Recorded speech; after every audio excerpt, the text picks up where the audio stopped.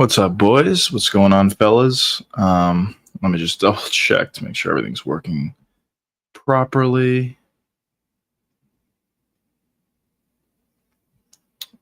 Oh, man. Sorry, one second. Sorry, 1 second.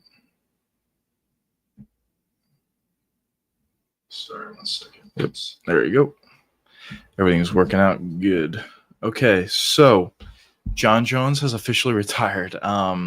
I just wanted to hop on stream quickly to discuss this with you guys, see what you guys think about Jon Jones retiring finally. Um, Obviously, there's been a lot of rumors, a lot of fans thinking that Jon Jones was going to retire. He finally did retire, um, and yeah, I mean, here we are. So first, let me bring up the thing. Here you go. Jon Jones is officially retired. Yesterday, after UFC Macau, we did a little bit of a live stream, breaking down the card and just doing a little bit of a watch along, talking about certain fights with you guys. Really, all the fights. We did all the fights on that card. But after the card was over, Dana White was there. He made an announcement that Jon Jones called him and said he was officially retiring. I mean, a lot of us fans knew this was coming, but it's kind of a breath of fresh air, to be honest. That finally we can move on a little bit with the heavyweight division. Tom Aspinall has been waiting forever. He's been waiting for over a year. Obviously, he has a title defense under his belt for the interim belt, which is kind of crazy to even think about. So he's been waiting a really long time.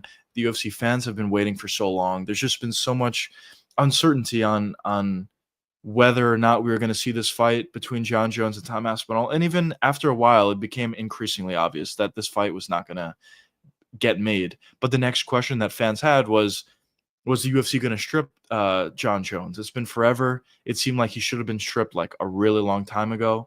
But, the UFC just continuously said, we're going to make this fight. We're going to make this fight. Or at least Dana said that we're going to make this fight. We're going to make this fight. And fans were just continuously waiting longer and longer and longer until eventually they got fed up. And we got kind of to the point where we're at recently, where fans essentially knew that Jon Jones was going to retire. They were just waiting for it to be made official. And finally, yesterday, it was made official. Jon Jones has officially retired from the sport of MMA. Tom Aspinall is officially the undisputed heavyweight champion. I honestly, although Dana said that Jon Jones called him the other day, I do believe that Dana White and the UFC had an idea that this was going to happen a little bit before, just because not too long ago, Tom Aspinall went on a podcast, the Good Guy, Bad Guy podcast, and he said he had a date for his next fight. So I don't think the UFC would make Tom Aspinall's next fight against Cyril Gane or against somebody else for the interim belt. But I guess I don't have any proof of that or anything. I'm just assuming that that the UFC kind of knew that Jon Jones was going to retire, and they decided to move forward with Tom Aspinall and put him up against somebody else, most likely Cyril Gane. So there you have it. Jon Jones has finally retired, officially retired, and yeah, some other news that's been going around a little bit. Ilia Topuria wants to be a 3-division champion. He was saying that if he beats Charles Oliveira, maybe he gets a couple of other fights at 155, and Islam wins the belt at 170. Ilia would be willing to move up to 170 to chase Islam again and try to finally fight him and potentially become a 3-division weight champion. That would certainly be something that's very crazy, very unprecedented. But Ilia Topuria wants to go for it. But of course, first he would need to fight against Charles Oliveira. He would need to beat Oliveira, maybe need to get a defense or two under his belt at 155 before he can even think about going to 170. And also, of course, Islam has to win at 170 for this to be made possible. But definitely ambitious from Ilia Topuria to even suggest this, that he would want to be a 3-division champion. But of course, a lot of questions to be that are left to be unanswered. And yeah, we'll see what ends up happening on that front. But yeah, let's just pull this onto the big screen. Hey friend, we got to the show.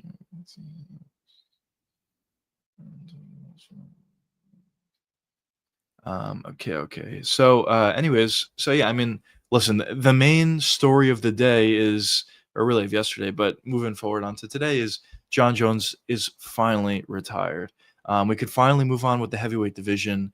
Um, Tom Aspinall is finally gonna be able to get fights. He's finally the undisputed champ of the heavyweight division. He can start to put together title defenses. He can start to build his legacy. And I think the real winner of today or last night is really Tom Aspinall, just being able to get moved forward. But in my opinion, I honestly think everybody's a winner in this. I think the fans are a winner in this because we can finally move on with John Jones. We can finally see Tom Aspinall fight. We can finally see some of those fights we've been wanting to see at heavyweight being put together. I think the UFC is also a winner because they could finally put together a championship heavyweight fight. I mean, I know the heavyweight division is what it is at this point, but throughout time, the heavyweight division has always been the division for anything, for boxing, for MMA, for whatever. That's always been that division that brings in the most eyeballs, that brings in the most pay-per-views. And having the UFC's heavyweight division essentially handcuffed and not been able to put a championship fight together at that weight class really just stalled out a lot of things for the company as a whole, not just for that division, but also for the company as a whole. So finally having John Jones retire, finally having Aspinall as a champion is really going to open up a lot of opportunities for the UFC to put together fights, to make money, obviously. Of course, a Tom Aspinall versus Real Gane is not going to sell nearly as well as Tom Aspinall versus John Jones. But a Tom Aspinall versus Real Gane is actually going to happen, or at least possibly is most likely is going to happen. Tom Aspinall versus John Jones is almost guaranteed not to happen. So you would rather have fights for the belt at heavyweight as opposed to not having fights. Yes, we're not getting John Jones versus Tom Aspinall, but I still think we're going to get some good fights. We're going to be able to see Tom Aspinall fight quite a bit now, and I think we can see potentially a new star. A big problem with the UFC as well is they just didn't have any stars in the company. They had a couple guys, maybe Ilya Taporia, maybe Islam Makhachev, maybe Hamzat Chimaev, maybe Dricus to a lower extent, maybe some other guys in the company as well. Maybe Marab is building a name for himself. But in terms of true stars like Conor McGregor, Nate Diaz, even Jorge Masvidal, Israel Adesanya, guys like that, the UFC doesn't have too many of those guys. Maybe Tom Aspinall can be one of those guys. He's extremely exciting. Um, he obviously is putting a win streak together. He's getting finishes all over the place. He has a decent personality. I do think he could be a star, but he was just put on the shelf for so long that who knows? Do you want to fight John Jones? No, I don't. I don't want to fight John Jones. Um, but um, but yeah, I mean, um, well, I don't know. I mean, at least we would have the potential and we'd have the opportunity to see Tom Aspinall build a legacy for himself, and we'll see what happens going forward from here. So definitely, I think it's winners on all sides. Even for John Jones, it's a winner for him as well. He doesn't have to focus on fighting anymore. He can enjoy the rest of his life. He can enjoy whatever he wants to do next. And yeah, I do believe everyone involved is a winner. Honestly, after this, but we got some stuff. Is Islam a star in your eyes? Yes, he definitely is a star in my eyes. He puts together, well, a lot of times he fights in Abu Dhabi. Obviously, he has a large following over there. Even in the U.S., whenever he fights here, it is perceived as a big fight. When Islam fought Charles the first time, it was perceived as a big fight, in part because Charles was seen as a star, yes, but also in part because Islam was seen as a star. Islam was able to beat Charles, grow his stardom, and he was able to, just create a bigger fandom for himself. Of course, also being able to beat Dustin Poirier, also being able to beat some other guys on his resume as well. He's only consistently building his stardom further and further. I mean, obviously, he's on a big win streak. He's moving up to 170, wants to fight JDM. It seems like that fight is going to get announced relatively soon. I know Dana already announced that it's going to happen, but I think the date and location of that fight is probably going to get announced soon. And if Islam is able to beat JDM, I mean, his stardom is only going to grow even further, as at that point he would be a two-division champion.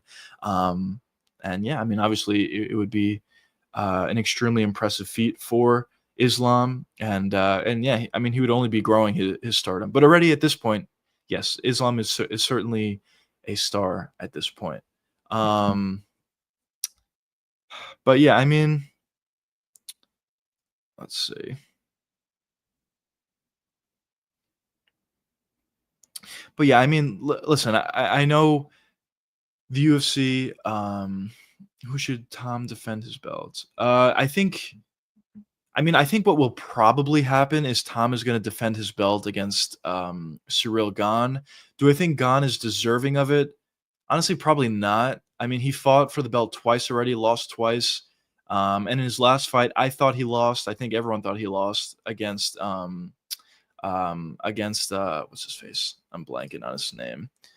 That he lost against Volkov, Alexander Volkov, but he got the decision on the judges' scorecards. So I mean, he's probably next, but but I don't think Gane has much of a chance against Tom Aspinall. I think Aspinall, even on the feet, well, on the feet may have a little bit of an issue with the speed and movement of Cyril Gane, but if Tom Aspinall decided to wrestle against Gane, I think he can have a lot of success. I think he'll be able to take down Gane, and once it gets down there to the ground, I think he'll also have a lot of success, either with ground and pound or even possible submissions. I just think Aspinall kind of has Gane covered, at least on the ground. Um, but on the feet, I guess it could be interesting. Both of these guys are really, really fast for the heavyweight division and really fast in general. So I do think that on the feet, at least, it could be an interesting fight. But I think there's a real advantage for Tom Aspinall on the ground. But outside of Cyril Gane, I don't think there's too many contenders, at least right now. I think there are some other guys that could fight for the belt, but they're going to need at least one more win under their belt. Other guys that I think could fight for the belt is honestly a Volkov, although he already lost to Tom Aspinall. So, they have that there. But Volkov has done a decent job in putting together a few wins. I thought he even beat Cyril Gane. You also have Jailton Almeida, potential new contender that can fight Tom Aspinall. But obviously, at this point, he doesn't deserve a title shot. He needs one more fight, one more win to get that title shot. I know we have Waldo Cortez Acosta, but I'm not really too sure if he's that good. He's super athletic and he hits pretty hard, and I think that's enough at heavyweight. But I don't think it's enough to beat a Tom Aspinall, and I don't even think it's enough at heavyweight to beat some of these higher level guys. Who wins, Charles versus Ilya? I think Ilya wins that fight. I just think Charles is probably going to be a decent amount bigger than Ilya, so he does have that going for him. Also, his wrestling has gotten better as the years have progressed, for sure. But I just think on the feet, although Charles does have skill, he certainly does. He has great offensive skill. His defensive ability on the feet is not great. And if you're a guy that's relatively hittable against a guy like Ilya Taporia, I don't think it's going to go very well. Even when Ilya went up against Volkanovski, it didn't go well for Volkanovski, and Volkanovski is not a guy that normally takes a lot of shots. He's pretty defensively sound, and yeah, and still Ilya was able to land on him. So I think for Ilya against Charles, Ilya is going to be able to get on that inside, utilizing footwork, and eventually he's going to be able to land. I think he's going to be able to land clean on Charles Oliveira, and I think he's going to knock him out. Yeah, as you said, I think Ilya knocks him out as well. But should be a really interesting fight. Should be an action-packed fight. From Charles, I'm expecting him to wrestle a little bit more than maybe he normally does. And for Ilya, I'm expecting him to get on that inside, get inside that boxing range, throw huge hooks to the head as well as the body, put some combos together. And if he's able to get on that inside, I think that's a real danger zone for Charles Oliveira. And I think he can certainly be knocked out from there. But obviously, there's a lot of danger with Oliveira, and you never know what can happen in these fights. As Oliveira is going to be bigger, as I said, is probably going to look to wrestle a lot more than he normally does. But yeah, I do think there is a big advantage for Ilia Topuria in that matchup, in that particular fight. But of course, we'll see what happens. It's coming up in less than a week already. We have a really good card scheduled, UFC 317 with Ilya Charles. We also have KKF versus Pantoja. We have some other good fights on that card.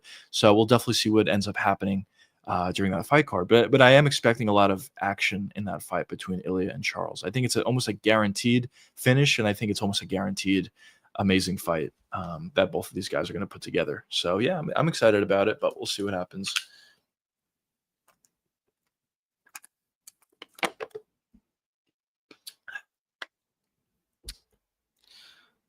But yeah, what else we got here?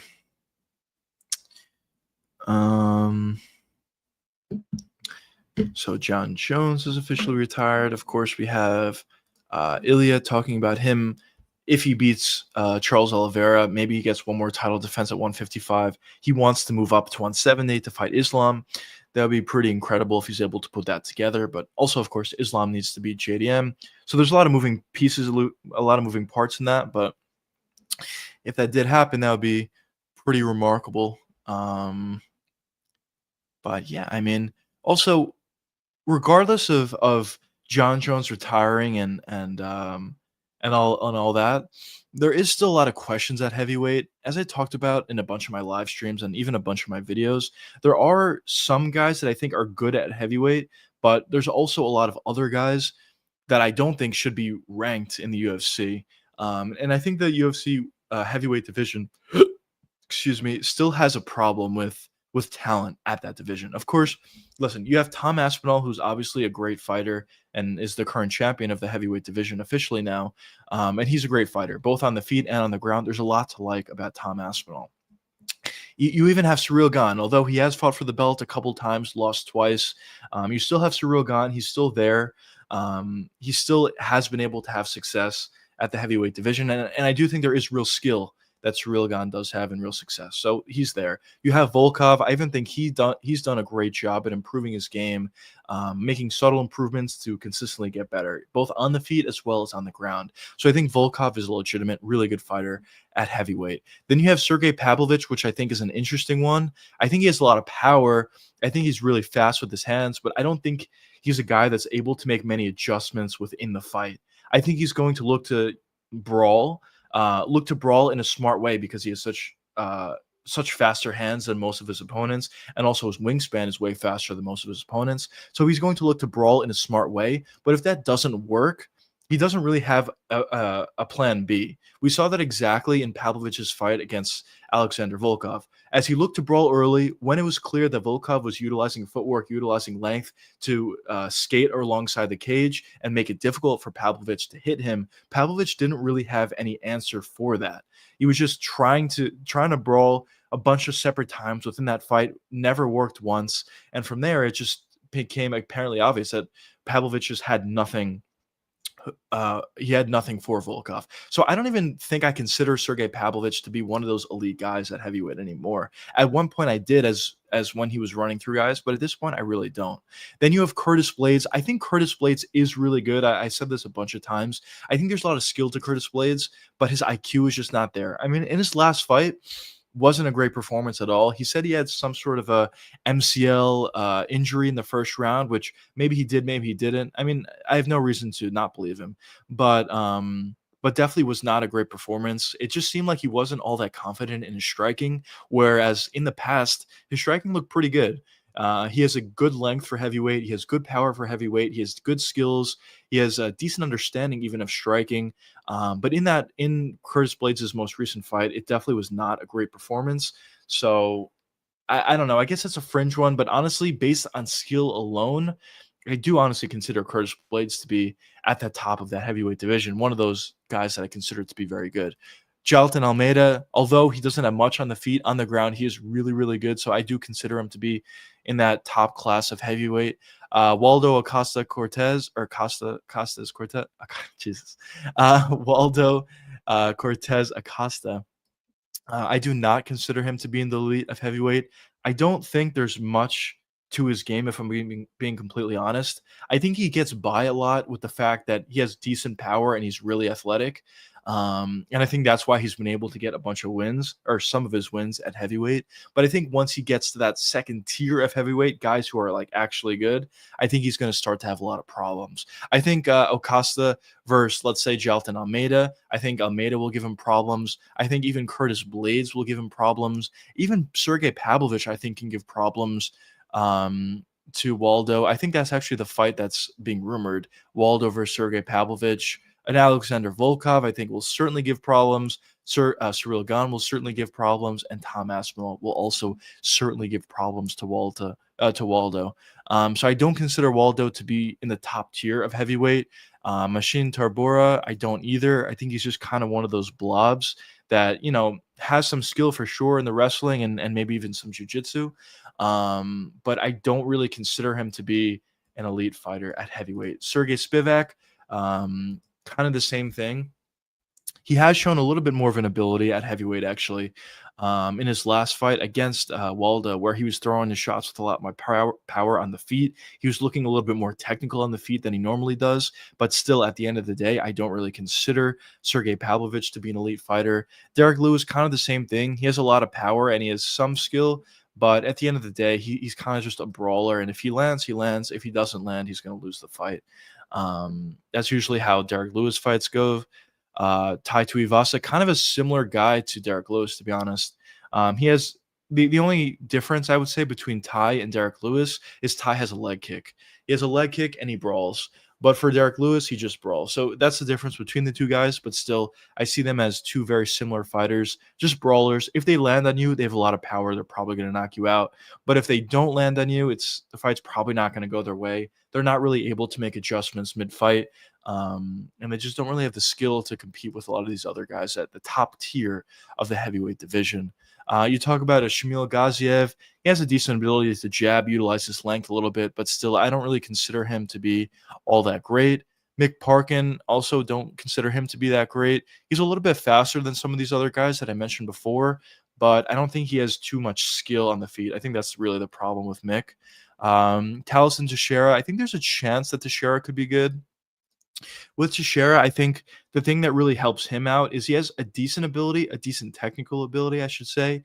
But outside of that, he also has a ridiculous length for heavyweight. So he's going to be able to land on guys when they're not able to land on him. I think we saw that a little bit with Sergey Pavlovich, as that length was a huge differential. Was a huge difference maker for Sergey Pavlovich on why he was able to beat a lot of these guys. And I think for Taliesin, that reach advantage is probably going to be even more for him as opposed to even what Sergey Pavlovich had. So I think for Taliesin, he's going to have a similar advantage in that regard. Also, he has a lot of power and also he's decently athletic. So similar to some other guys, I think just due to the fact that he is really long, he is really athletic, and he does have a decent amount of skill. I think Teixeira actually could be in the top tier of the heavyweight division one day.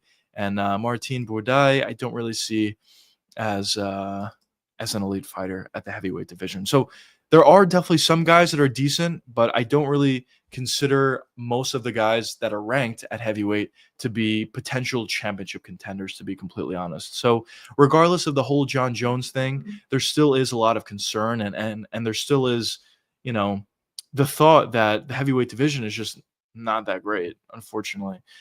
Even with Jon Jones retiring and even with the heavyweight division moving on. But I guess at this point, the hope for this division is based on the UFC moving on, based on Tom Aspinall getting some fights under his belt. Now, maybe at this point we can get some movement, some movement at the heavyweight division, and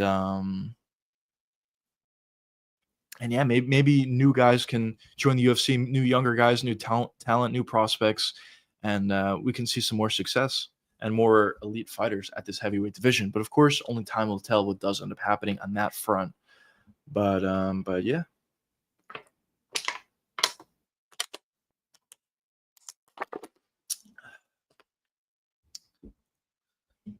But yeah, what's going on, boys, on YouTube? What's going on, boys, on X? What's going on, fellas, on Kick? What do you guys think? Are you guys happy with Jon Jones retiring? What do you guys think of the move? Do you think the UFC's heavyweight division can finally move on?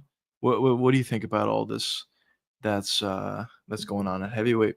As I said, I definitely do think it's a net benefit for everybody involved, and I think we're going to start to see a little bit more success and some more fights being put together at both the heavyweight division as well as other divisions as well.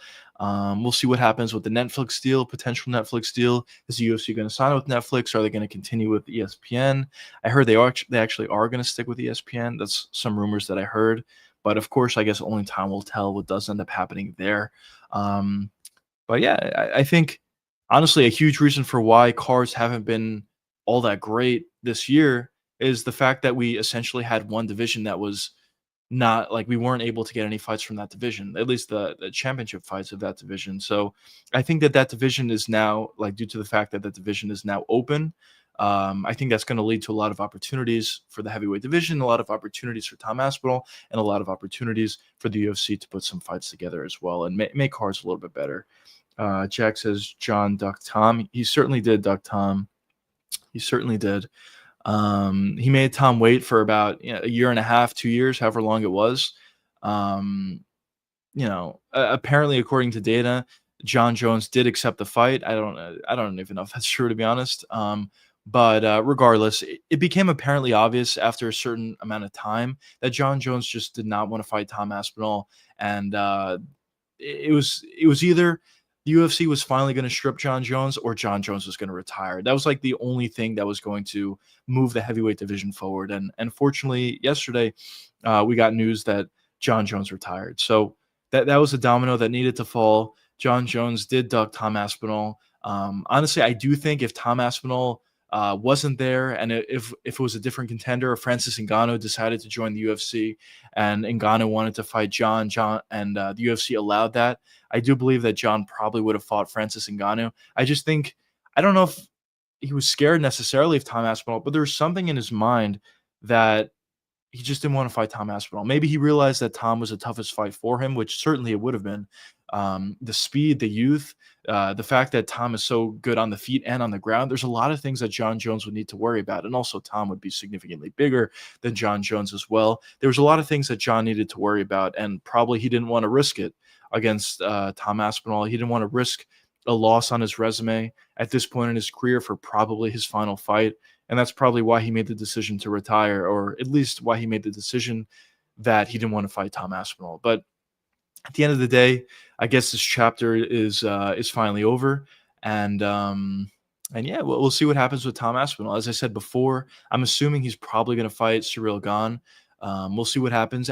Listen, I don't think that's a huge fight, to be honest, Ciryl Gane versus Tom Aspinall, but still, at the end of the day, at least Aspinall is able to move his career forward a little bit. At least Tom Aspinall would be able to potentially get another title defense under his record, and maybe and maybe we can, we can have some more fights, championship fights at the heavyweight division. Jack says, "Do you rank John Jones above DC now? Both careers are done." Yeah. I mean, honestly, at this point, it's probably not a popular opinion based on what happened with John Jones over the past 2 years. I honestly still consider John Jones the GOAT. I think what he's been able to do for the duration that he's been able to do it is really impressive. And yes, he definitely did duck. There's a lot you can say about John Jones. Let's just say that. He ducked Tom Aspinall. He probably ducked Jan Blachowicz. He was on PEDs in the DC fight. Um, what else? There's the Anthony Smith fight.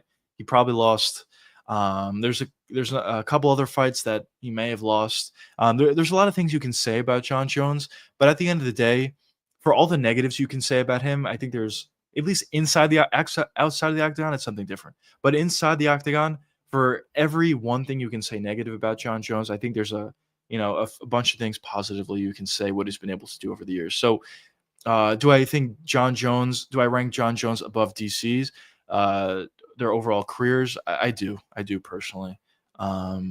Regardless of John Jones ducking Tom Aspinall, which he certainly did do, I'll be the first to admit that. At the end of the day, I still do think John Jones has had a legendary career, and yeah, I mean, I have a video coming out on Wednesday about this, going a little bit more in depth about how I feel about John Jones and what I think about what is potentially coming next, and do I think this potentially ruined John Jones's legacy, this little year spat, I guess, that he's had with Tom Aspinall. But just quickly to give the quick Cliff Notes version of that, honestly, I don't think so. I think in 5 years from now, 10 years from now, people are not going to remember. Maybe they will, but not as much, that John Jones ducked Tom Aspinall. I think in 5, 10 years from now, they're just going to look at John's career, look at the guys he beat, look at the title defenses that he's had, look at the fact that he was a champion at light heavyweight and heavyweight, and I think people are going to look at that and realize that that he is one of, at the very least, one of the greatest fighters of all time, regardless of all his shortcomings. One thing that I said in my video, and I think is very true, is legendary fighters or legendary athletes do a great job at hiding a lot of their shortcomings in the end. You know, Michael Jordan had some shortcomings, but in the end, after a certain amount of time, people don't really think about that. They just see Michael Jordan as a legendary player, as one of the best players, probably the best player ever, and that's kind of something, a similar thing that I think will happen with John Jones. Where does this leave Alex? He would move up to heavyweight. He could move up to heavyweight. I think for Alex, this is what he's going to do. I think he's going to fight Ankalaev next again, but I think he's wanting to take some time off. He's already talked about him like the fact that he was fighting so much and it took a toll on his body. And I think at this point he realizes that and recognizes that, and he wants to take some time off. I'm sure he's going to take a decent amount of time off. We'll see if Ankalaev waits for Alex Pereira or for the UFC wants Ankalaev to wait for Alex Pereira. But I think Alex Pereira's next fight will be for the belt at light heavyweight. Now, if he beats Ankalaev, I think there's a real chance he moves up to heavyweight. If he loses to Ankalaev, especially if he doesn't look good whatsoever, I think there's a real chance we could see Alex Pereira retire. If he gets knocked out from Ankalaev, or if he just loses a decision similar to the first one where it just seemed like he was not able to get going. If we see another performance like that from Alex Pereira, I think there's a real chance that he retires. But as I said, if Pereira wins, if he finds a finish, or even if he finds a decision victory over Ankalaev, I think there's a real chance that he may decide to move up to heavyweight. But it's all dependent on that, and I don't think we're going to see Pereira fight all that soon. I think it's going to be some time between the time we see him fight next. Jack says we're going to sit through Gunn versus Tom Aspinall now, probably. Yeah, I agree. I think that's what it's going to be. Tom even talked about this about a week or two ago on the Good Guy, Bad Guy podcast, that he actually has a date ready. And I think he said an opponent as well. I have to double check that. But I think he has a date and opponent known already for his next fight. So I'm assuming it was going to be against Ciryl Gane. It's going to be for the undisputed belt. I don't think it's going to be that much of an exciting fight. I mean, Tom Aspinall fights usually are very exciting, so maybe it will be. But in terms of, how much of a chance does Ciryl Gane have? I don't really think he has much of a chance against Tom Aspinall. I just think there's so many avenues that Tom Aspinall can go to win. Even on the feet, I think he could win against Gane. The speed that Gane has is usually a problem for everybody else. But for Tom Aspinall, his speed is ridiculous as well. So I think on the feet, there's a path to victory for Tom Aspinall. But of course, on the ground, if Aspinall is able to take down Gane, which I think he will be able to, on the ground, I think it'll be an absolute nightmare for Ciryl Gane. So I think it's probably going to be a decision, not decision. I think it's probably going to be a submission or ground and pound finish for Tom Aspinall if they make that fight. But yeah, I agree with you, Jack. I think that's probably going to be the next fight that they put together.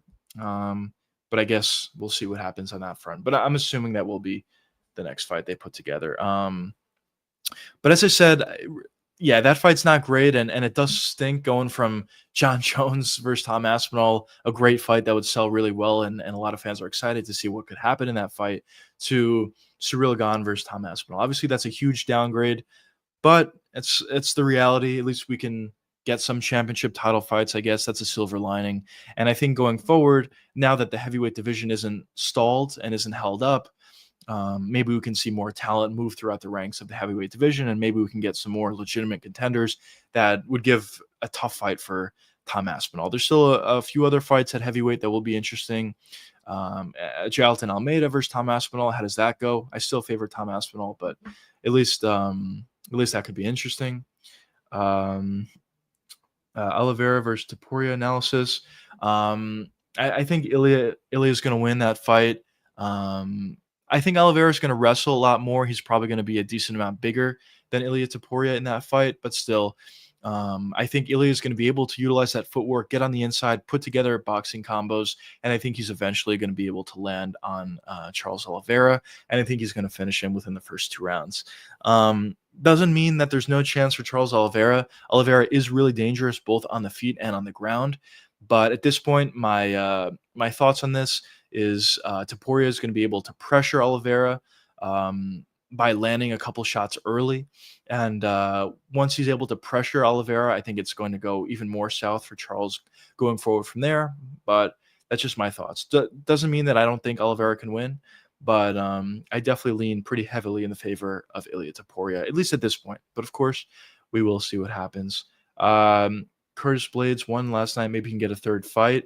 Yeah, I mean, he did win, but it wasn't a great performance for Curtis. I do think he could get a third fight, but I think he's going to need to fight again against somebody else and be another contender in order to get that title shot again. I talked about this many times in the past. I think Curtis Blades is really good. I think there's a lot to like about Curtis Blades' game. He's really fast for heavyweight. He has good skill on the feet. He has good wrestling. He has good power. There's a lot to like about Curtis Blades. It's just his IQ is not always there, and his performances seem to be a little bit all over the place sometimes. And I think we kind of saw that yesterday. He did say he pulled his MCL in the first round, which I don't have any reason to believe that he was lying. And maybe that was why it was a little bit of an odd performance for him. But still, in the end, he was still able to get the win. Do you think Curtis won last night? I do think so. I thought it was a really close fight. Could have certainly went either way. If he lost that fight, I would not have said it was a robbery. I really do think it could have went either way. But if I had to predict at that point, I probably would lean in the direction of Curtis Blades. I thought he probably did win that fight yesterday. But yeah, I mean, obviously, regardless of if he won or not, it wasn't an amazing performance. And I don't think it's a performance that would get him a title shot. So I do think that he would need to fight at least one more time if he wants to get that heavyweight belt. Maybe you can put a fight together between him and Volkov. Maybe you can put him together against Sergey Pavlovich, put together the rematch. If you even want to go back in the rankings, maybe you do him versus Waldo. But I think Waldo already has a fight against Pavlovich. It's not official, I don't think, but there's some things you can do with Curtis Blades for sure. Guys who fought. Well, I don't know. He is very long and he is very tall. You're talking about Bahamondes. And yes, I mean, he is 6'2" for 155 pounds is pretty crazy. But the thing about him is he's just like, I don't know. He's just very skinny. I don't know if he would fare very well at 170, to be completely honest. I think at 155, he utilizes his advantages pretty well, but in that fight against Fiziev just proved that there's levels to 155. There's a little bit of a correction, too big of a correction. Fiziev lost a couple times to Gaethje, who was one of the best fighters at 155, and then they gave Fiziev an unranked fighter, and all of a sudden the unranked fighter was the favorite. I fell for the trap. I thought Bahamondes' length would cause problems for Fiziev, but in the end it didn't. Fiziev proved to be very skilled, proved to be very athletic, and proved to have great vision out there, where he was able to avoid a lot of those head kicks that Bahamondes was throwing, was able to avoid a lot of those left straights that Bahamondes was throwing, and the length didn't really seem to be an issue for Fiziev. He honestly just put on a masterclass performance, and he was able to pull out a decision. Very impressive performance for Fiziev. 100%. Bahamondes got manhandles. Yeah, I mean, Bahamondes lost that fight. He definitely lost that fight. But yeah, I mean, Fiziev, as I said, he proved that there's levels to the UFC, and especially to 155. And I talked about this a bunch in the past. I always thought Fiziev should move down, honestly, to 145. I thought he's a little bit undersized. And I still kind of think that. But yesterday he proved that he's still able to beat guys at the lower half of 155 pounds, and maybe even some guys at the higher half of 155. It just there's always going to be that question mark on if Fiziev fights for the belt, would he be able to beat a guy with a ton of power like a Gaethje or like a Charles Oliveira, or guys that are going to be bigger than him? Is he going to be able to compete with those guys? And I think skill wise he will be able to compete with those guys. It's just physicality. Is he going to be able to compete? Is he going to be able to take shots from those guys as well as some other fighters at the top half of 155? When he lands, is he going to be able to hurt these guys? And what we saw in the Justin Gaethje fights is he wasn't really able to hurt Gaethje all that much. And I think that's a reason why I think he should move down to 145. But of course, as I said, with all that being said, I think he could still have a lot of success at 155, and there's still a lot of guys that Rafael Fiziev could beat. I mean, just even quickly looking through that, looking through the lightweight division, Fiziev's currently the number 11 ranked guy. He's going to move up in the rankings for sure after that performance. But just currently, looking at some of the guys ahead of him, Hanato Moicano, I think Fiziev certainly beats him. Benil Dariush, I think Fiziev definitely beats him as well. Paddy Pimblett, that could be an interesting one. I'm actually not sure who would win that fight. Maybe, honestly, Paddy might win that fight. Gamrot versus Fiziev. They already fought once, but Fiziev blew out his knee, technically a loss. But I think if they ever put that fight back together, Fiziev would dominate. Actually, Fiziev looked to he looked to in that first fight he was looking really good. He was putting combos together, and he was doing a great job. People talk about height being an advantage. In my opinion, if a fighter utilizes a style that suits their stature, it's a 50-50. Yeah, I mean that's definitely true. That's definitely a good point. I mean, fighters have to play to their statures, I guess, and to their advantages. Yes, and height advantage or reach advantage, I guess, really could certainly play an advantage. Just making it difficult for the opposing fighter to um, to evaluate distance. I think that's really the issue that we see. But at the same time, a lot of these taller fighters don't have great defense. And when we see smaller guys get on that inside and implement their games, the taller fighters are not able to adjust and they're not able to fight in the pocket. So I do kind of agree with you that fighters just need to do a good job at creating styles based on their unique heights and their unique reaches, and if they're able to utilize a style that suits them for their height and reach, they'll be able to have success. So I do agree with you, and I think we kind of saw that actually in the Fiziev fight. Fiziev obviously shorter and had a significantly smaller reach than Bahamondes, but at the end of the day, he was able to have the more success and was able to implement the game plan that he wanted to by utilizing kicks, by getting in on the inside and just having success and landing shots on Bahamondes, which he was able to do, and he was able to do it at a really high level. Jack says the UFC needs a 165-pound division. Yeah, I mean, I wouldn't really be opposed to a 165-pound division. Who are some guys that could be at 165? Let's see. 165, maybe we can see. Well, I mean, I guess Islam would move up to 165 then, I guess. But even for 170, I don't think he's that small. UFC does need another division. 165 makes the most sense. Shortly followed by a 225-pound division. Colby, Buckley Gary. Yeah, actually, that was the first guy I was going to say. I was going to say Colby. That's a great shout. The only problem with Colby is, I think he's kind of washed at this point. It's unfortunate. But I think his last performance against Buckley was definitely not a good one, especially considering how easy the takedowns were for Kamaru Usman when he fought Buckley. So there's that. But in terms of, Colby's stature and whatever, he was never a guy that was big for 170. I think he was maybe a little bit too big for 155. So I think, yes, I agree he would be suited well for 165-pound division. Buckley or Ian Gary, I think they both, I would agree with both of those answers as well. Buckley is very muscle bound, but he's not the longest guy. He's not the tallest guy. I think he could do well at a potential 165-pound division. And Ian Gary also has decent length for 170, but isn't the most physical guy in the world for 170. So maybe he can also do pretty well at 165. Splitting 170 into 165 and 175 would be chaotic for a year, but a net positive. But 225, on the other hand, wouldn't have an adopting period. Yeah, actually, I mean, 165 and a 175-pound division could be very interesting.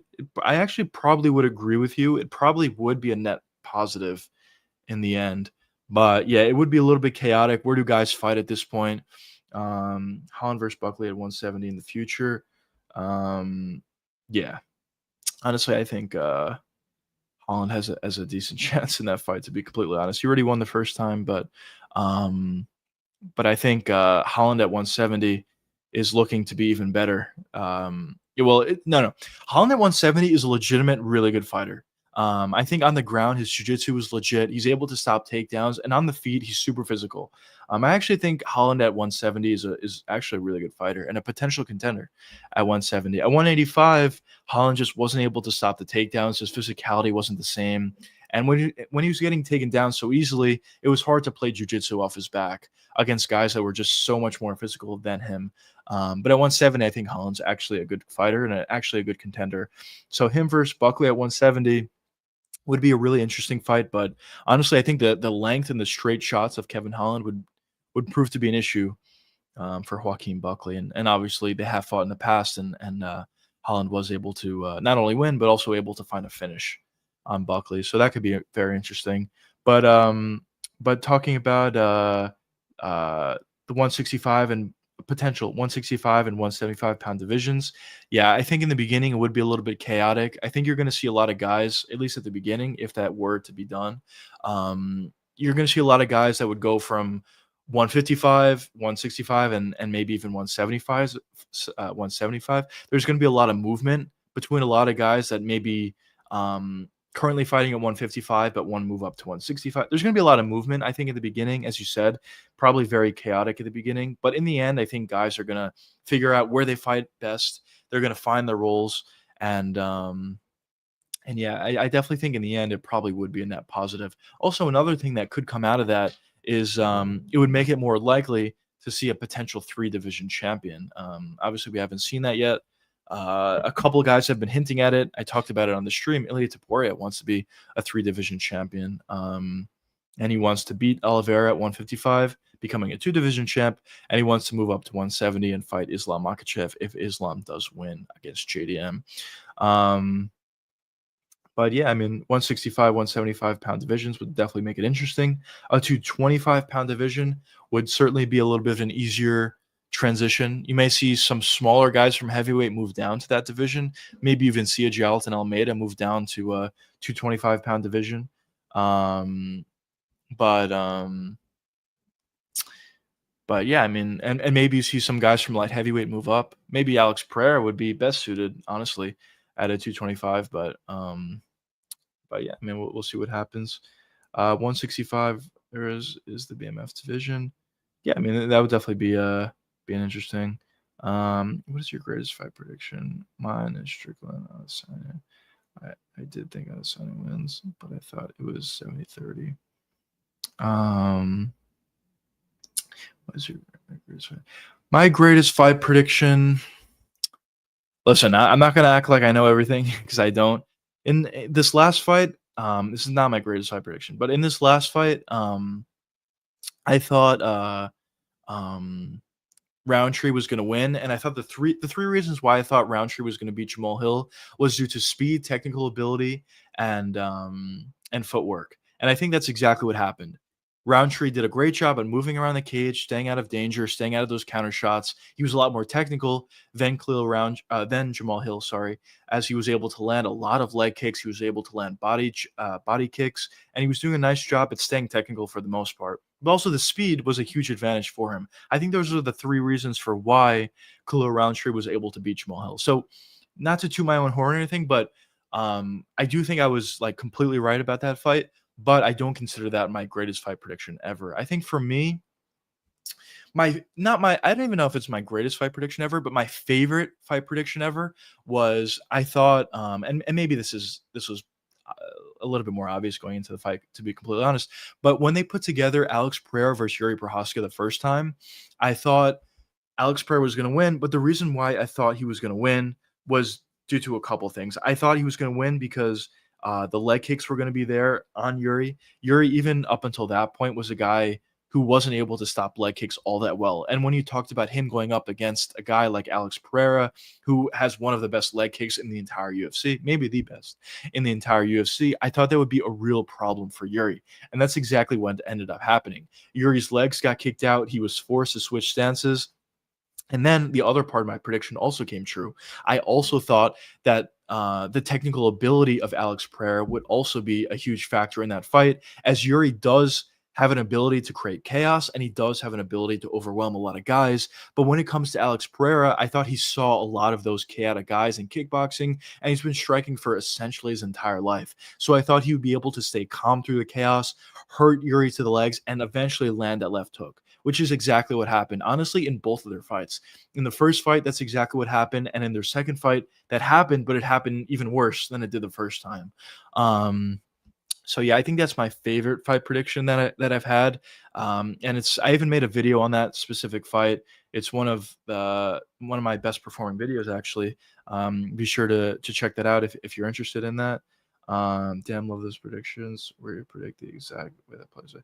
Yeah, I mean, listen, there's been a lot of fights that I've been completely wrong about, but and I made videos on a lot of my fight predictions, whether it's pay-per-view main events, whether it's, just random fights on the pay-per-view or even fight night predictions.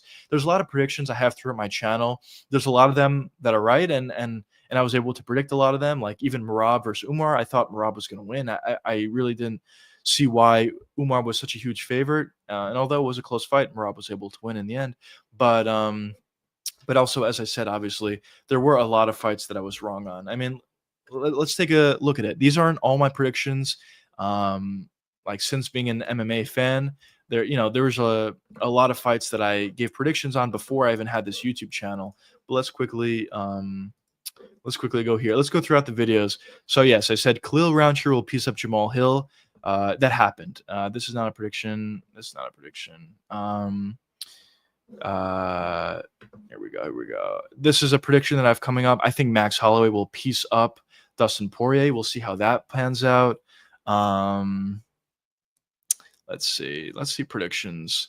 I also think JDM will knock out Islam Makhachev. We'll see what happens there. I'm just trying to look for the predictions. Here we go. Merab will dominate Sean O'Malley. This is for going into the second fight.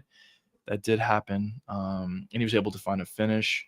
Merab versus Umar, Fiziev versus Gaethje, MVP Shara, Whaley versus Fresno. Literally free money.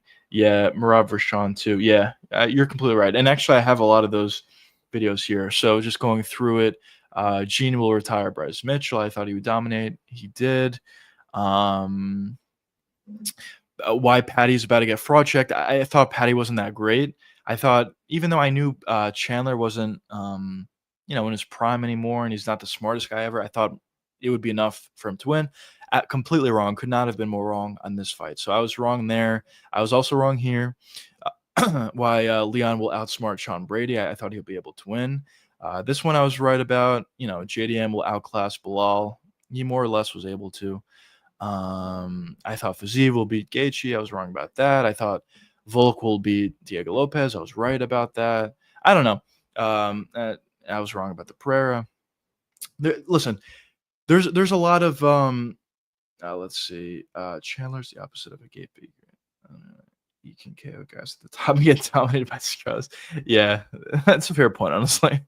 Yeah, he's just an interesting fighter, to say the least.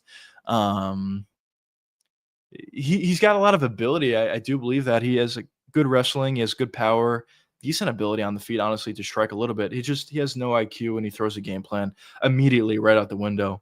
And I think due to that, he loses a lot of fights that he probably should win. Opinion about UFC matchmaking lately. I mean, there are some fights that they put together that I like, but there's also a lot of fights that they put together that I don't. Like, for example, they put together McGee versus Peter Yan. Really weird matchmaking. I don't know why they would put that fight together. Peter Yan probably should fight for the belt. So either fight for the belt or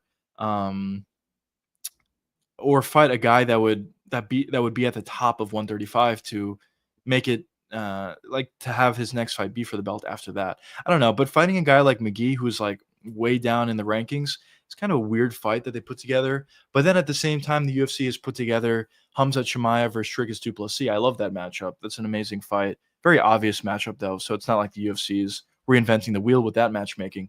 But yeah, I would say a little bit up and down. There are some weird matchups. Even Sean O'Malley versus Merab, it didn't make any sense from the beginning.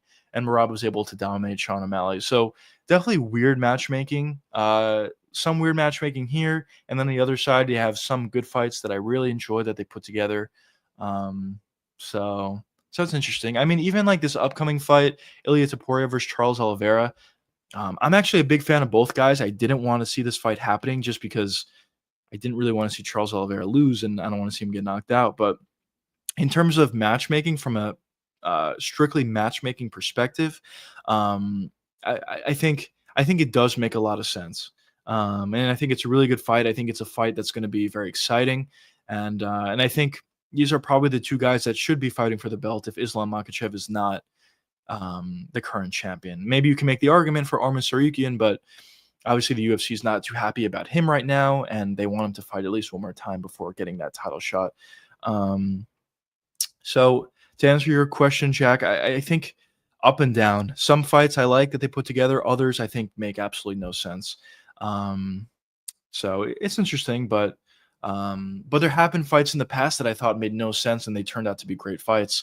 Like Sean O'Malley versus Peter Yan. I thought that was a weird fight to put together. As at that point, Sean never beat a ranked guy, and now they're giving him the number one ranked contender. But it turned out to be a great fight. Sean proved to be on the level of the top of 135, and it turned out well. Whether or not you thought Sean won that fight is besides the point. It turned out to be a good fight. At the end of the day, Khalil rolls with punches like a Thai fighter do, but Rella Solian has been exposed by Dutch boxers. Fights lots of stuff used MMA. Supposed to be fair. Yeah, I mean, we'll see how. Sorry. Sorry. We'll see how Khalil fares in the future. Against Jamal Hill, I did think it was a good style for Khalil. I thought he would be able to beat Jamal Hill, and obviously he was able to. But fighting some of the other guys at that division, we'll see how they make adjustments. If he fights Uncle Live, if he fights Alex Pereira ever again in that division, we'll see what happens. But yeah, I do agree with you that that other guys could take advantage of that. Good example of body like takedowns without underhooks, takedowns from answers, guards, pulling hooks, and things. Yeah, that is a good point. I mean, as I said, I guess we'll just see how he fares going forward. I mean, after that fight against Jamal Hill, probably Khalil's going to need to fight one more time before he gets the belt. So I mean, as he's currently number 7, after beating Jamal, he'll probably be at least 4. I'm assuming he's going to be the number 4 ranked guy, maybe even 3. So after that, I think good matchmaking would be him versus Olberg, which honestly I would favor Khalil Roundtree in that fight. Or if they wanted to do Yuri versus Roundtree, that would be an amazing fight. That's an interesting one. I don't know who I'd favor in that one. But I wouldn't be surprised if Roundtree won. MMA literally evolves 4 times any other sport, given literally 4 Olympics. I love it. There is a lot of evolution. Yeah, things that worked like 2 years ago or even a year ago, honestly, some things that worked just a year ago do not work anymore. The sport is constantly evolving. Guys are consistently, implementing new techniques within their games or new strategies within their games to have an advantage over certain fighters. And yeah, as you said, the sport is just getting better and better and better and better. And sometimes for that, we're going to see some more boring fights because both of these guys know what their opponent's going to do, and they created some tactics to stop those attacks, and the same vice versa. So you're going to see a little bit more boring fights here and there, but for the most part, MMA, the level of MMA is consistently improving, and I think as time progresses, we're going to see just better and better fights and better athletes as time goes on. And as you said, he literally is 4 Olympic sports combined. So there's a lot of innovation that could be implemented to the UFC for sure. But yeah, I don't know if this matters that much, but just looking forward. So Fiziev, I was wrong about. Volk, I was right. Pereira, I was wrong. Shar, actually, this is honestly one of my favorite predictions. I always thought Shara wasn't great. I know a lot of guys were really high on Shara. I never thought he was great. I thought the fact that MVP was such a big underdog against Shara was weird. due to the fact that MVP gives problems on the feet to everybody, and I didn't think Shar was that great going into it. So that was one of my favorite predictions actually. Yuri versus Jamal, also that was good. Um, and Colby versus Buckley, that was not a good prediction. But MVP is impossible to beat on the feet, in my opinion. Yeah, he is really hard. He just has such a awkward style on the feet that just guys just can't figure out. I mean, there's been one time in Bellator where he was knocked out, where leg kicks were proved to be a big weapon. But honestly, as his career has progressed, he's honestly addressed leg kicks a little bit better than he has in the past. Um, but yeah, in Hill's words, you can catch him. You won't dominate him. Yeah, yeah. I agree. Um, yes, you certainly can catch him. That's probably the way to beat him, but it will be very difficult to dominate MVP for sure. Um, but yeah, I mean, there's uh there's a lot of fights that you can look at over the years, but yeah, I mean, listen, some fights I was right, some fights I was wrong, but it's totally fine, I guess, right? But there's a lot of good fights that could be made and have already been made that are on the horizon. I'm definitely really excited about Dricus versus Hamzat. I think that's probably the best fight that the UFC can put together at this point. Um, but we'll see what happens in that fight. I think the first round is going to determine the winner of that fight. Um, but yeah, that definitely should be a really interesting one. But yeah, I mean, obviously, also we got John Jones retiring, of course, and we'll see what happens in the heavyweight division going forward from here. But definitely a lot of interesting things on the horizon for the UFC, and hopefully for the UFC, they can put together some events that have a little bit more name value from top to bottom, less fights in the Apex, more fights in stadiums, more pay per view events. Not the number of more pay per view events, but more pay per view events that are stacked, I guess. And I think with the addition of the heavyweight division, essentially, because the heavyweight division was essentially held hostage for a year plus. I think the UFC is going to be able to do that because just imagine some of these cards that are coming up. Imagine for um, this upcoming card, Dustin Poirier versus Max Holloway. Just imagine if they were able to put a title fight on that card. Maybe that's a bad example because I know they want Dustin Poirier to be the main event. It's his last fight. He is somewhat of a star. He is fighting Max Holloway. That should be a really good one. But just imagine some of these cards that are perceived to be weaker cards, weaker pay-per-view cards. Just imagine if you slapped a Tom Aspinall versus Real Gun at the top of the ticket.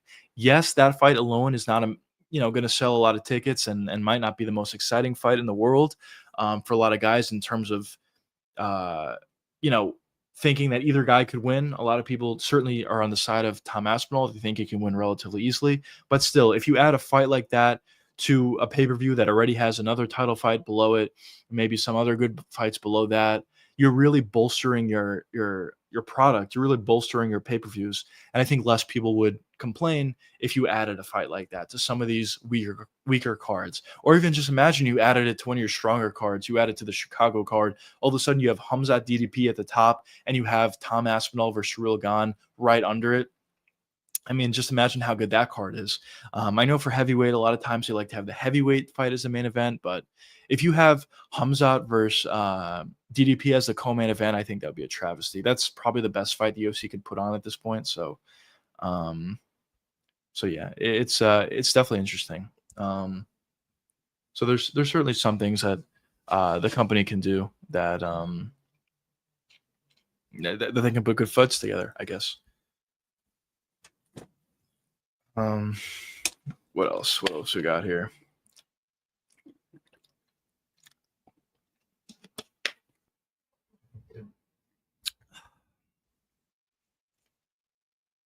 One second, boys.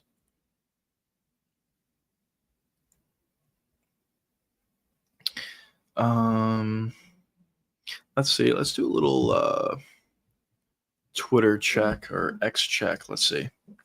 We got any other news here? What do you think Ilya walks around at? 175, 178 seems realistic. They say you. Wait a minute. Yeah, I did see the report that he weighed around 190. Does he actually weigh around 190? I have no idea. It does seem a little bit unrealistic, I guess. But um, but yeah, probably around 175, 178. I mean, I'm sure he put on some muscle ever since moving up to 155. Um, but yeah, probably around. If I had to guess, probably around 180, maybe something like that. Maybe even a little bit more. Well, I guess we'll see when he fights Charles Oliveira. They usually do the weigh-ins before the weight cut, after the weight cut, obviously, and after the fight's over. So we'll be able to get a better idea of his weight inside the cage before he started the weight cut, and we'll see all those numbers, I guess. But yeah, if I had to guess, probably around 180, I would say. Um, but yeah, just looking on Twitter a little bit. Some people want to see Jamal Hill versus Volkan Ozdemir. Um, Interesting fight, I guess. Um,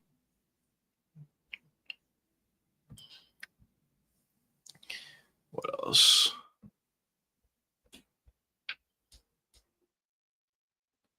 Let's see. Yeah, not too much news on this Sunday. I guess really just the big thing was John Jones retiring. Let's see.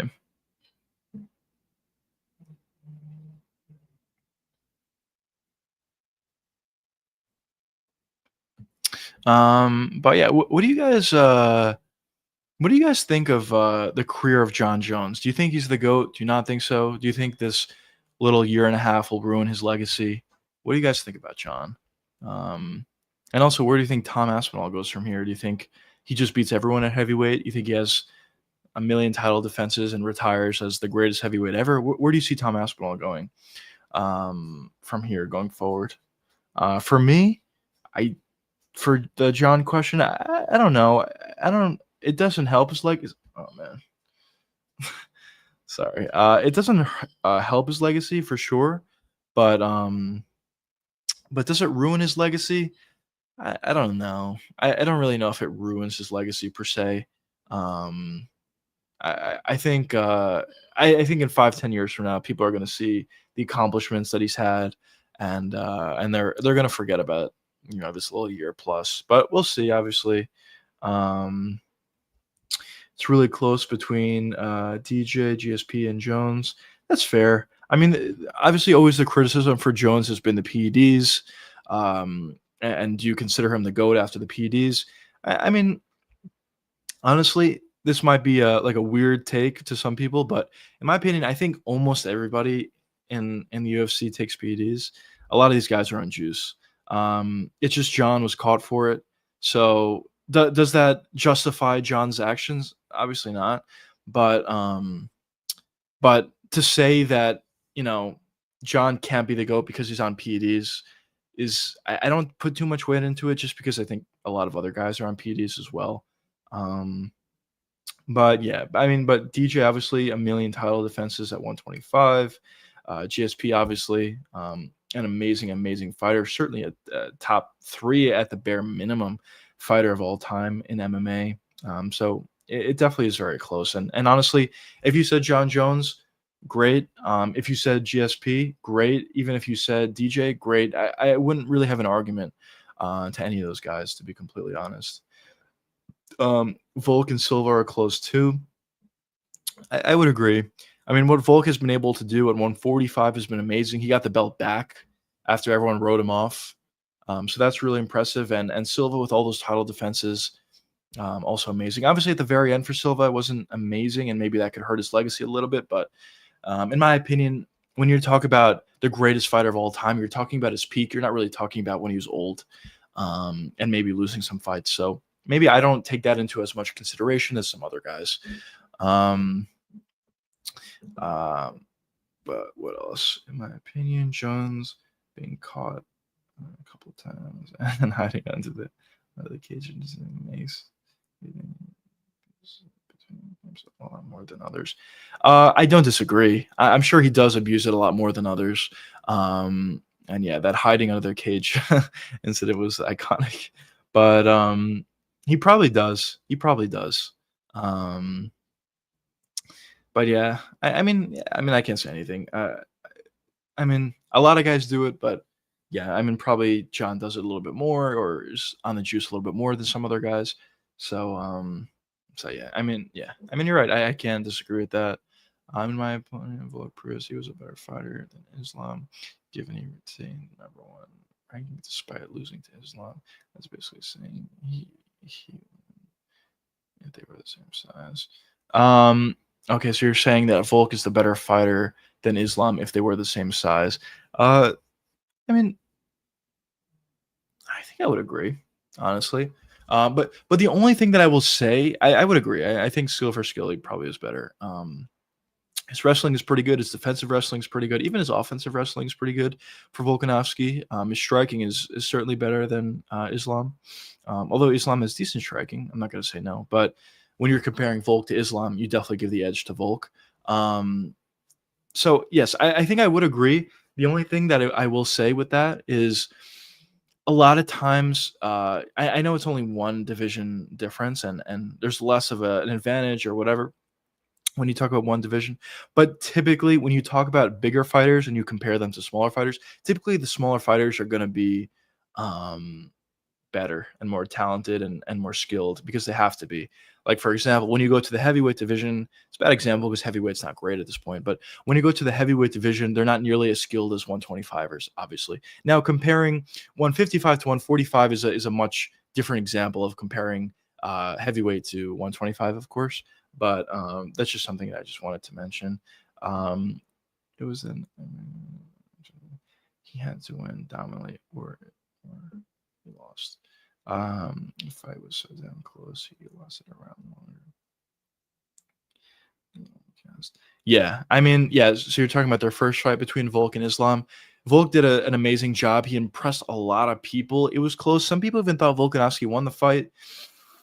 To me, it was close. It was really close. I think I lean Islam a little bit, but it was really close. Obviously, in the second fight, it didn't go great, but Volkanovski was coming off only 10 days notice. He wasn't in shape. He didn't really have a game plan going into that fight, or he didn't have enough time to create a game plan going into that fight. And in their first performance, obviously, or in their first fight, Volkanovski obviously put on an amazing performance, stopped takedowns, had success on the feet, and he was able to put together a great performance, regardless of him being significantly smaller than Islam. Islam's probably a 170 pounder naturally, and Volkanovski's a 145. So he was almost fighting two weight classes above when he was fighting Islam, and he was still able to have a lot of success. That's a good point. To be fair, smaller fighters are usually more talented. Yeah, I mean, listen, I'm not saying that your point is invalidated because 155 to 145 is a much different example, as I said, from 125 to heavyweight. But typically, because I know a lot of guys talk about this a lot, that let's say I don't know, Pantoja is significantly better than um, I don't know, than DDP or something. And not saying that's not true. That might be true. But the point is when you talk or let's say this is a better example. The 125-pound division is so much better than the light heavyweight division. Yeah, I mean, yeah, that's definitely true. For one, it definitely is true. But when you look at skill for skill, comparing guy to guy, I mean, these guys, it's very different. When you're at the light heavyweight division, you rely a lot more on power, that one shot KO power, and maybe you don't need to work on your technical ability as much as you would have to if you fight at 125. At 125, besides Figueiredo, there's not too many guys that can land one punch and knock guys out. So 125, you have to learn. How to wrestle, you have to learn jujitsu, you have to learn striking, you have to learn everything. You have to be really good at everything to have success at the top half of 125 at least. But for light heavyweight division, I mean, Alex Pereira is essentially a kickboxer, and he was able to be a champion for a decent amount of time at the light heavyweight division.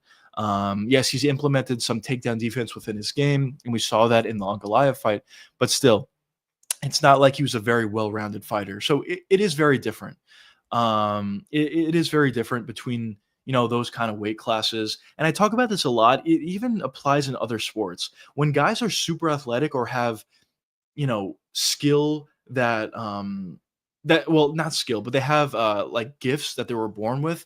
They don't There's not that emphasis to work on specific aspects. So for example, in basketball, if you're super athletic and you can dunk and you can, finish around the basket at a really high level, you're not incentivized as much to work on your shooting or work on your ball handling as much as a guy who wasn't athletic. And I think that applies the same in MMA. If you're a guy with a ton of power, yes, you can obviously work on your game and make your game more technical. And if you're able to do that, you can become one of the greatest fighters ever. But you're not as incentivized as maybe a guy that doesn't have great power in order to be a technical striker, in order to work on your wrestling, to work on your jujitsu.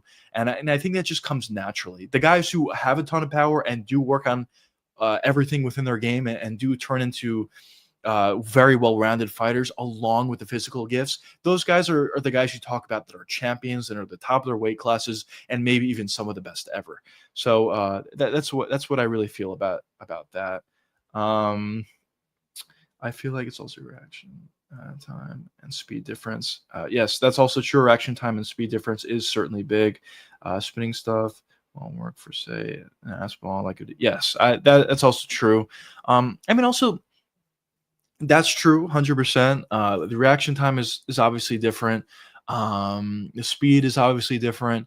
And yeah, as you said, like a 265-pound Tom Aspinall, regardless of how athletic he is, it's going to be way harder and way slower for him to throw a spinning wheel kick with any sort of like speed and being able to catch these heavyweights with a long combination, not even combination, but a long shot like that, as opposed to DJ or a fighter at 125 that can easily just throw a spinning wheel kick very quickly without his opponents being able to even pick it up. So there definitely is that big difference between heavyweight and 125. And yes, I mean obviously 125ers are significantly more skilled than heavyweight fighters, but as I said, it is different. 125ers also don't have the same power as heavyweights do. So it definitely is. It is interesting. It is different, and there certainly are big differences between that. Um, so that's why I always caution when people say, "Oh, as I said before, like the light heavyweight division stinks. There's no good fighters there. If you compare it to 145, 125, 135, 155, there's so many better fighters. They're so much more talented. They're so much more skilled. But obviously, um, those fighters don't have the same power as guys at the light heavyweight division. Although, as a general principle, as a general rule, I would agree that the light heavyweight division is not nearly as talented as some of the other divisions. Not even talking about individual to individual, but more so talking about the weight class as a whole. There's not nearly as many legitimate contenders at light heavyweight as compared to lightweight, or as compared to featherweight, or as compared to bantamweight. There's a lot more contenders in those divisions. But I'm solely talking about comparing skill to skill, fighter to fighter in different divisions. I always pause a little bit on those comparisons. But yeah, um, definitely true. Um, but yeah, for the UFC, obviously, as I touched upon a little bit before, we have UFC 317 coming up. We got a lot of good fights on this card. It's main card is official now.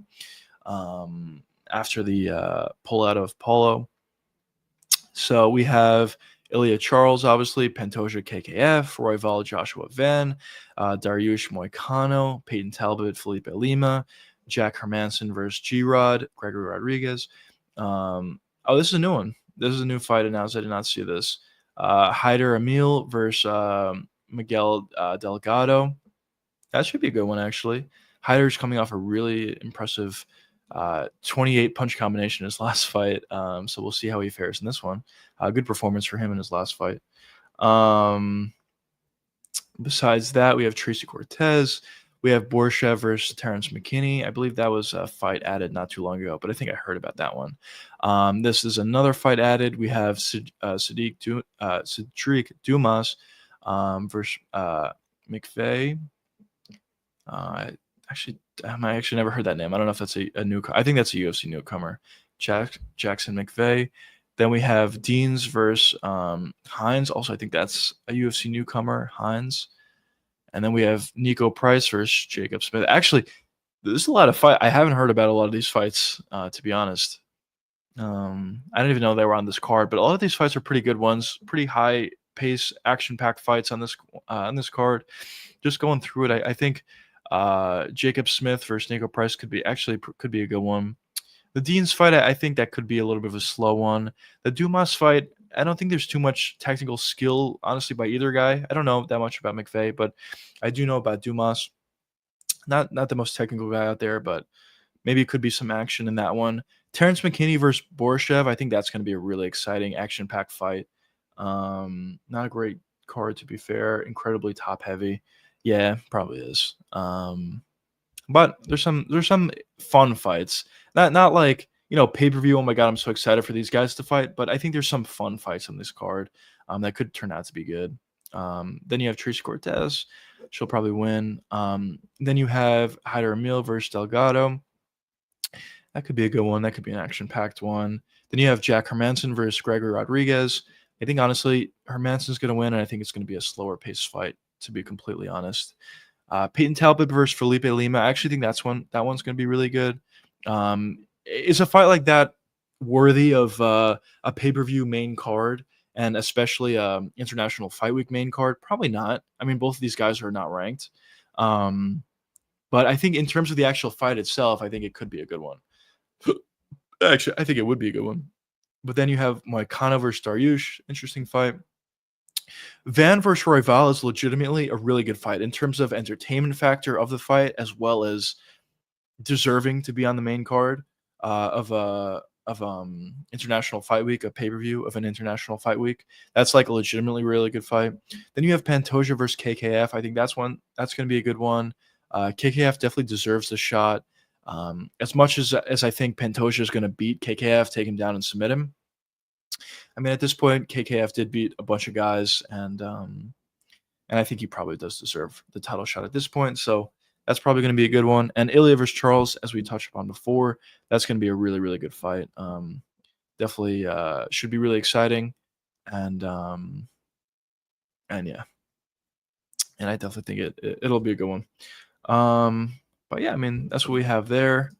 Just going back to the main screen. So I'll definitely be making some more or hopping on for a couple more live streams, maybe talking about some bets if you guys are interested in that later on in the week. Definitely be coming on to talk about any potential news that comes out, to do breakdowns of some of these fights on these cards for this upcoming week if you guys would like that. In terms of videos, same schedule as every week. I'll be coming out with a video on Wednesday. It'll be a Jon Jones video talking about his retirement and whether or not I thought this little year or so destroyed his legacy. And on Friday, I'll probably have a video come out about breaking down the Kai Kara-France versus Pantoja fight, not card, but that fight. So I'll be talking about that a little bit. And throughout the week, I'll be certainly live streaming. Obviously, I've been trying to live stream a lot more as of late. Talk to you guys a little bit more, talk about some fights, break some fights down, and just have fun, get on live stream, talk to you guys, and yeah, I mean, it's just been really fun. Just talking about fights a little bit, talking to the fans a little bit, and just interacting with you guys a little bit more than maybe I've done in the past. So definitely a lot of great things to come. I'm not sure when my next live stream is going to be. Honestly, it might be tomorrow. But we'll see. But we'll see what happens. But yeah, I hope you guys enjoyed. If you guys have any last second questions, be sure to let me know. I'll quickly answer them before I end the live stream. But I think at this point, I'm gonna end the live stream, and I guess I'll see you guys tomorrow, and also on Wednesday for sure, for a video, and yeah, I hope you guys enjoyed.